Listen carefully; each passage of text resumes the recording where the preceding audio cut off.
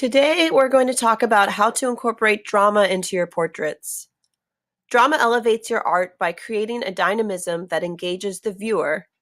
We'll be looking at 3 pieces and observing what techniques the artist used to create drama in order to tell a story. This painting by Francisco Goya, called 3rd of May, is a powerful depiction of the violence that occurred in Spain at the hands of Napoleon's army. Even though the story in itself is already powerful, Goya incorporated visual elements to enhance the dramatic effect of the painting. You might notice that there is less emphasis on facial features and more emphasis placed on posture. This body positioning creates lines that reveal a lot about this dramatic event. You can see how we use lines created by the bayonets to direct our eyes to the center of the painting. There in the middle, we see a Spaniard raising his arms in surrender. His arms and legs are also lines splayed apart to form an X, which makes the viewer sympathize with him as the focal character.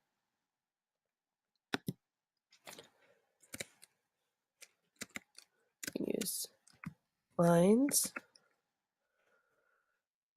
to reveal conflict.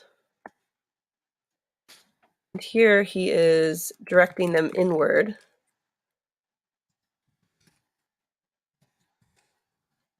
Implies implosion and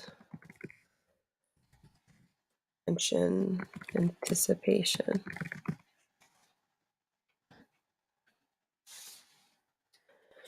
Further emphasizing him are his bright clothes against the nighttime backdrop and dark uniforms of the soldiers, which is an example of Goya using contrast to add dramatic effect.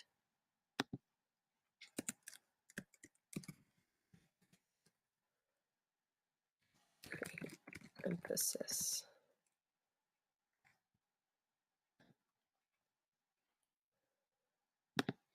This next piece of artwork we see is Rembrandt's self-portrait.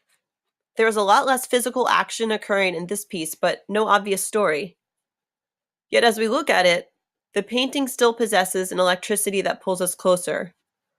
Unlike the Goya piece that uses very little facial expression and all posture to express the emotions of a gruesome event, this self-portrait of Rembrandt is all facial expression.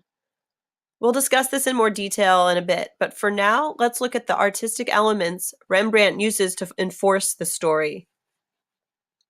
Similarly to the Goya piece we just looked at, where the Spaniard wears a bright white shirt that abruptly stands out from the rest of the scene, Rembrandt contrasts both sides of his own face so that one is in the shadow and one side pops out at us. If you squint your eyes, it almost looks like he's wearing a small Phantom of the Opera type of half mask. This is how abrupt the contrast is. And in the middle of that section of lit face is one dark eye, which if you take a step back, realize that it's almost exactly in the middle of the entire canvas. This placement and the decisions Rembrandt made on how to compose himself in the frame is key in getting us to focus on what he wanted to emphasize.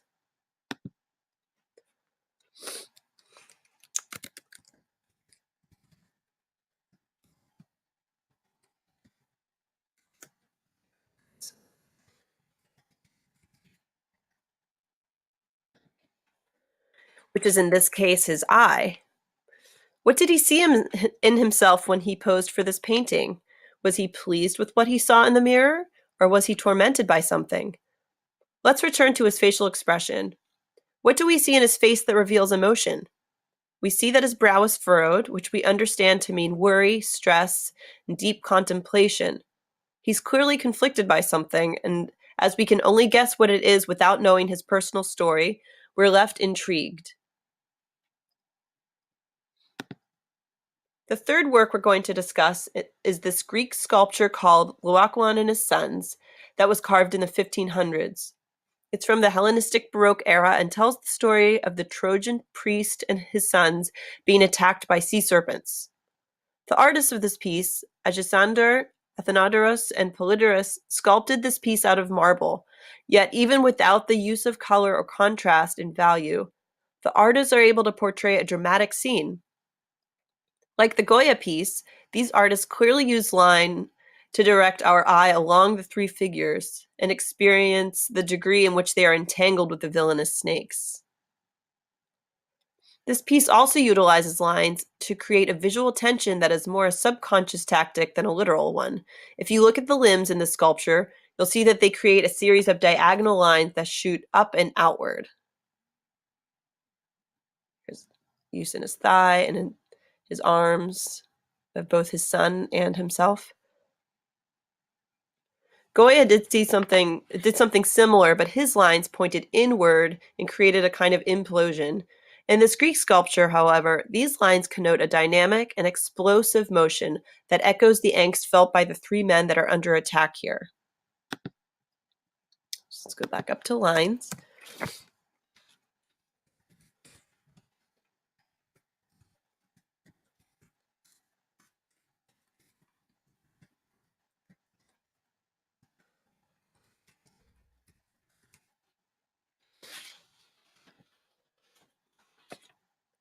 Facial expressions are used in this artwork just as in Rembrandt's, but here we go one step further and can use the fact that the figures are naked to determine even more about the story and sympathize with the characters.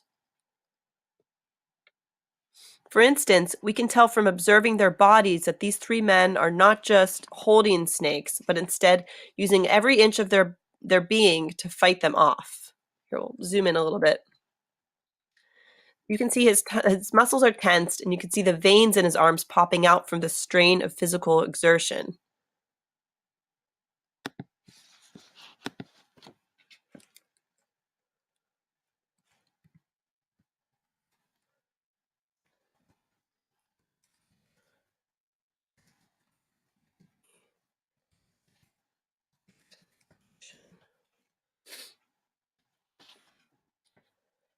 I'm not saying that your subject matter has to have his or her clothes off to indicate human affliction.